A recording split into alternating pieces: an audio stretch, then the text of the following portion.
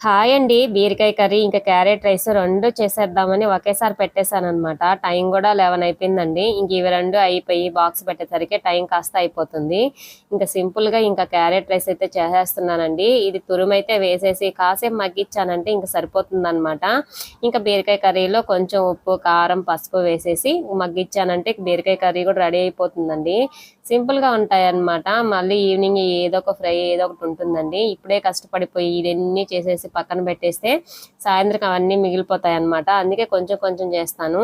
ఇంక నేను దీనిలో కారం వేసేసి ఇంకా అన్నం వేసేసానండి. క్యారెట్ తురుములోకి అన్నం వేసేసి మళ్ళీ కొంచెం ఉప్పు, కారం, పసుపు అన్నీ వేసాను.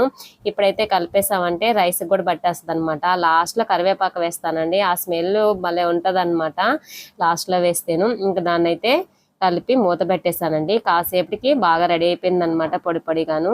ఇలా అయితే బాక్స్ అయితే పెట్టేసానండి. నా వీడియో నచ్చితే లైక్ చేయండి.